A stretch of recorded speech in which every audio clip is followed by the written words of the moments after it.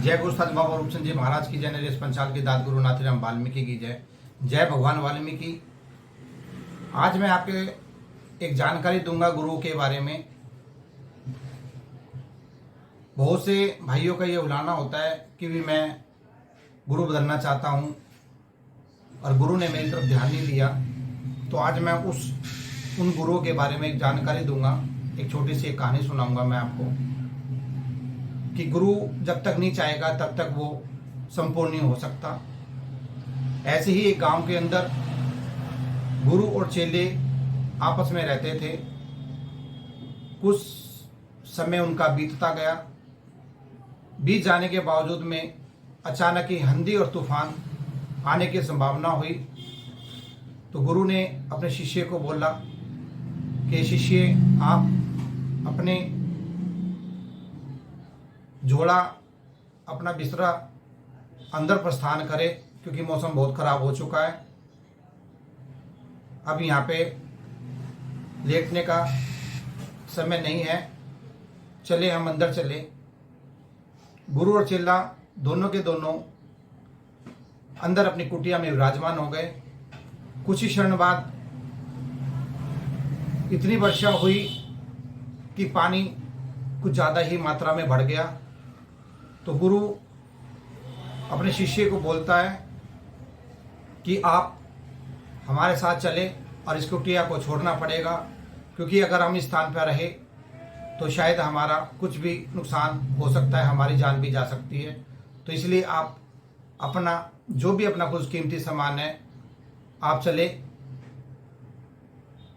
दोनों के दोनों गुरु और शिष्य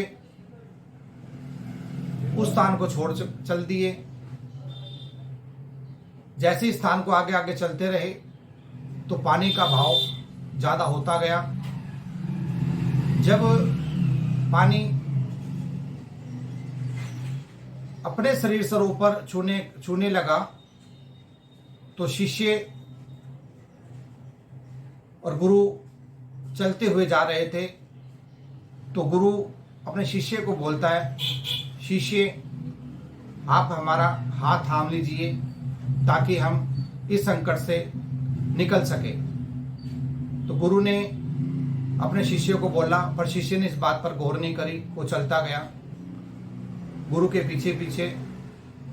उसके दौरान में फिर गुरु ने कुछ कदमों के चलने के बाद फिर अपने उनसे तो गुरु अपने शिष्य को बोलता है, शिष्य, आप हमारा हाथ थाम लीजिए ताकि हम इस संकट से निकल सके। तो गुरु ने अपने शिष्य को बोला, पर शिष्य ने इस बात पर गौर नहीं करी। वो चलता गया गुरु के पीछे पीछे। उसके दौरान में फिर गुरु ने कुछ कदमों के चलने के बाद फिर उन गुरुओं ने अपने शिष्यों को बोला कि आप मेरा हाथ थाम लीजिए, तभी हम इस संकट से दूर हो सकते हैं। फिर भी चेले ने कोई भी उसका जवाब नहीं दिया। फिर गुरु शिष्य को बोलता है, इस संकट से ऐसा नहीं निकल पाएंगे हम, आप मेरा हाथ थाम लीजिए तभी हम इस नदी से पार हो सकते हैं, क्योंकि पानी का भाव इतना तेज हो चुका था। तो शिष्य अपने गुरु से बोलता है कि गुरुजी, मैंने तो आज से काफ़ी समय पहले आपका हाथ थाम लिया था और थाम रहा हूँ। अब आप मेरा थाम दीजिए, क्योंकि मुझे अपने पर खुद पर भरोसा नहीं है कि भी मैं ये जल सागर जो इतना पानी बह चुका है कि मैं पार कर सकूं। अगर आप मेरा हाथ थाम ले दें तो मैं पानी के क्या इस सभी संकटों के, दिन दुनिया के संकटों से मैं दूर हो जाऊंगा, तभी मेरा कुछ जीने का मकसद होगा।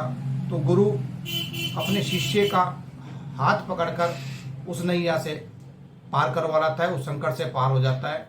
तो एक छोटी सी एक कहानी थी। इससे मैं आपको ये समझाना चाहता हूँ, जब तक गुरु अपने शिष्य का अच्छी तरीके से हाथ नहीं थाम लेगा तब तक आपको वो अपना पूरा ज्ञान नहीं प्राप्त कर सकता, ना ही ज्ञान देगा। तो मैं गुरु के चरणों में यही नतमस्तक होकर यही प्रार्थना करूंगा कि हे मेरे गुरुवर, आप अपने शिष्यों के तरफ ध्यान करें और उनको आगे की नेक नीति के बारे में पूरी जानकारी दें। जय गुरु उस्ताद बाबा रूपचंद जी महाराज की जय। नरेश पंचाल की दाद गुरुनाथ श्री राम वाल्मीकि। जय गुरुदेव।